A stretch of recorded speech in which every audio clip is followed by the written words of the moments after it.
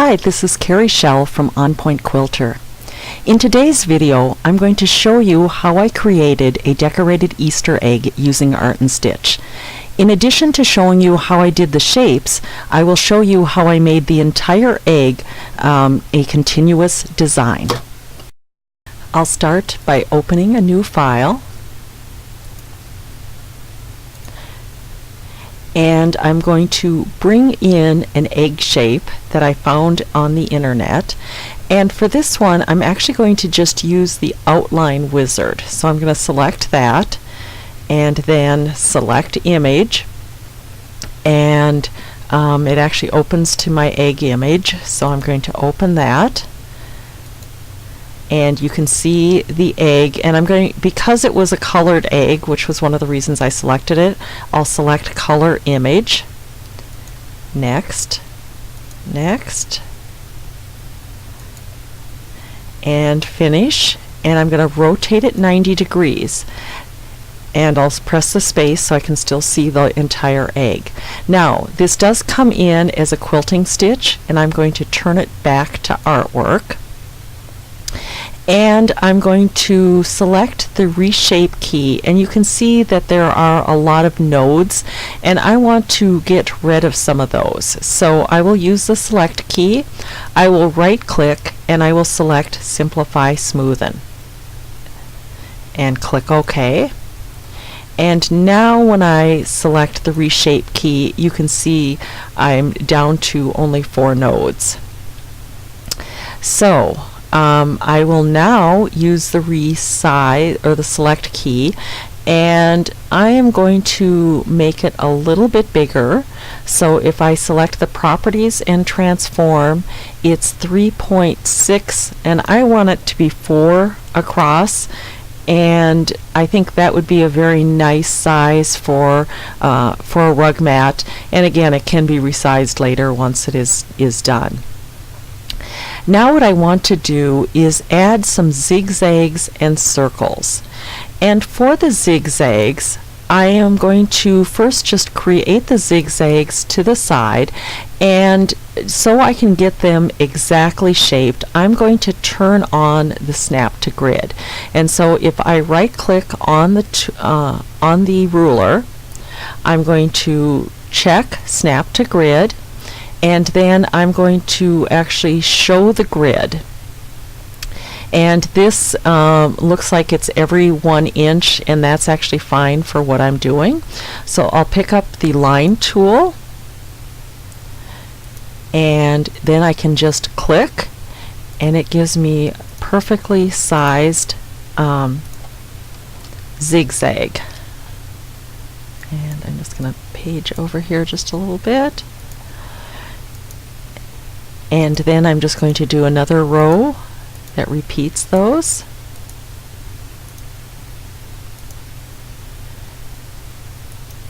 And then I closed that shape. I can select it, and I'm going to duplicate it just in case I need to make changes to the master. And I can bring that over to my egg. Now it's too big, but I can just reduce the size. And I think that looks pretty good. I'm going to move this one out of the way, and then I'm going to duplicate that, and I can have another zigzag. So I've got 2 of them, and I realized I need to turn off my snap to grid because I felt it snap in place as I did that. Okay, I'd like to do a row of circles in the center, and I'm going to go back and turn on the snap to grid again. And for this, I'm going to use the 3-point arc. And I'm just going to do 2 circles, and I'm going to go around 1.5 times. And I like the 3-point arc because I know I end up with a perfectly sized circle with this grid. And so I went around 1.5 times, and then I'm going to go 1.5 times the other direction. And now I have a continuous point-to-point pattern. So now I can select those circles, select the repeats, And I'm going to do 3 repeats across and just 1 row down. And I will do OK. And I'm going to right click and I'm just going to connect the objects. And for this I'm going to bring the size down also.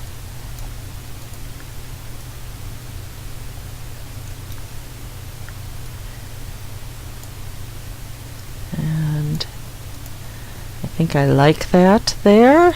I'm going to get rid of this for now. And I'm going to turn off the snap to grid and get rid of the grid and center it. Trying to decide if those should be bigger. Maybe 5. And I'm going to slice that last one off, just do a split line. And it actually split it. I'm going to just do another split here to see if I can. One more time. There we go. And I'm going to select that one and delete it. Oop. Keep that one. And now if I do that and I connect everything up again, let me just find them both again.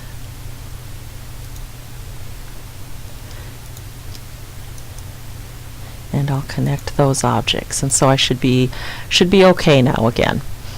Okay, now for the top and the bottom of the egg, I'm going to do an ellipse.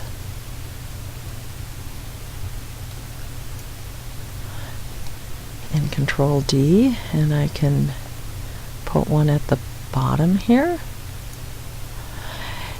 Okay, now what I need to do, actually, I'm going to, because my oval has a little bit of curve to it, I want to curve a few of these shapes. And so if I select, again, the circles, right-click, and do a transform, I'm going to do a concave top and concave bottom.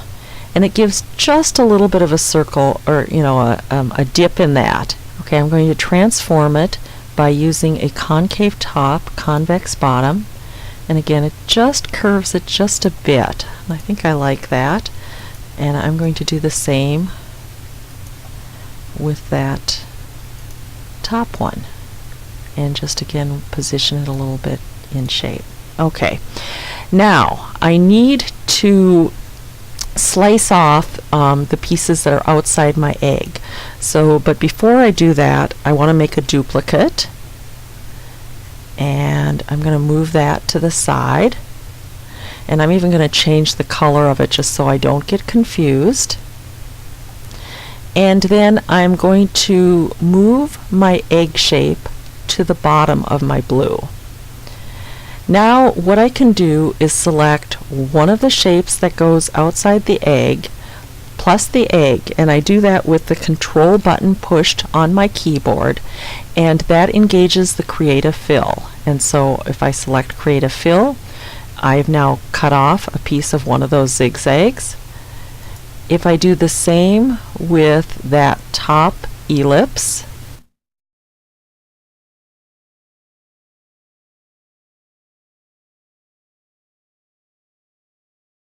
okay, so now I've got a good shape here. My challenge is the design is not continuous at this point. And so to make it continuous, I need to use the Reshape tool, and I'm going to basically slice pieces of the outside egg to match everything up. Okay, so if I look at that egg, every time I have an intersection, I'm just going to split the line.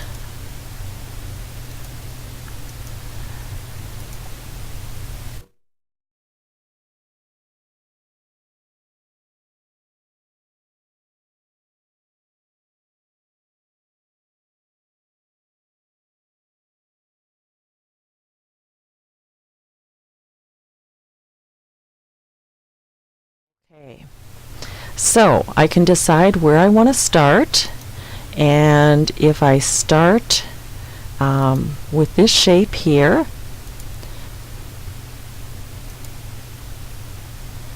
I'm going to move that one out of the way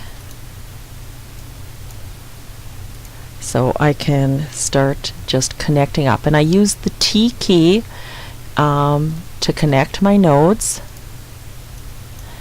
And I find it's just as easy to move the piece I'm not going to use out of the way. And you know, in this case, I'm okay with just using the zigzag and coming back. And I can match up that.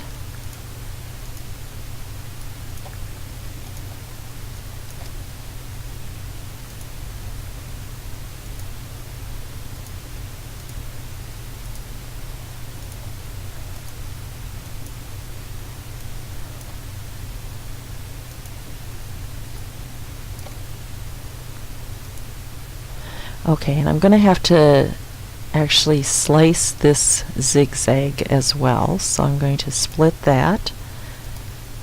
Oops, Control C there. And split that there. So I can move that out of the way as well.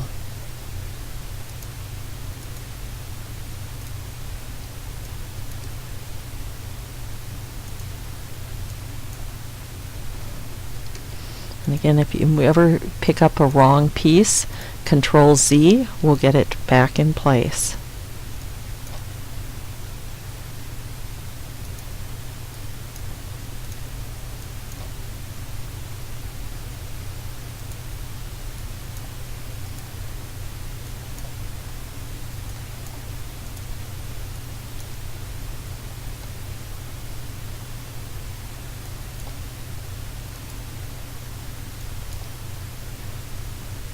Okay, so now that I've got that done, I'm going to select it.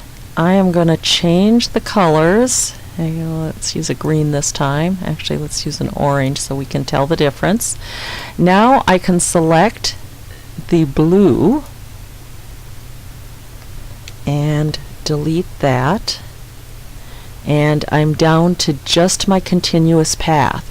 Now I do need to connect that back to the main egg here, and again I'm going to just duplicate that so I have another one. Move that aside, move this in place,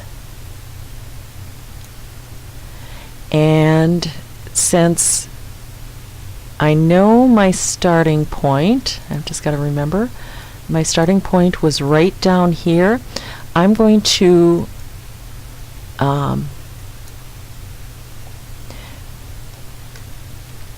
match this up.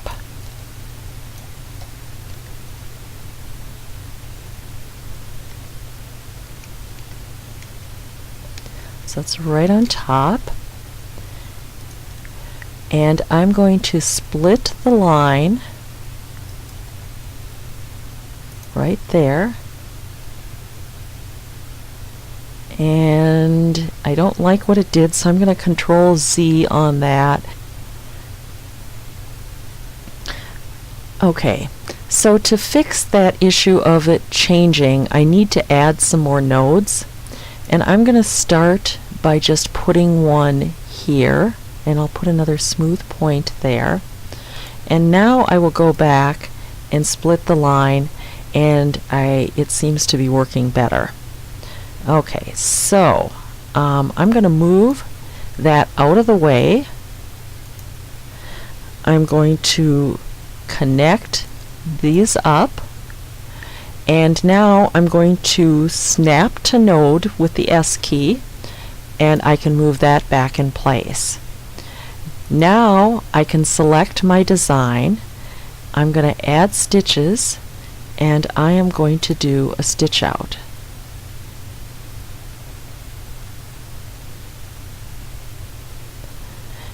And that looks pretty good. I can go back, and I'm going to go back to artwork just for a minute because I realized if I look here, I need to maybe move a couple of these in just a little bit so that they're right on top. And I'm turning off my snap to node now to do this, and just making sure that my shapes are right on top of each other going through there. Now, when I was looking at if you wanted to do a rug mat and you just wanted to do the pinking around it, you should then put some additional eggs and create sort of an outside border. And so if you want to do that, I would take this, I would duplicate it, I would resize it, and I would just select 101%. And again, center that over there. And I'm going to duplicate it again.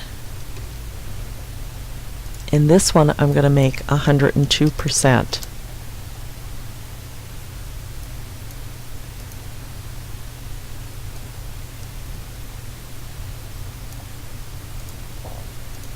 And my Easter egg is done. Thanks so much for watching. I hope you learned something new or were inspired to try your own Easter egg. For additional videos, please subscribe to my weekly newsletter at www.onpointquilter.com.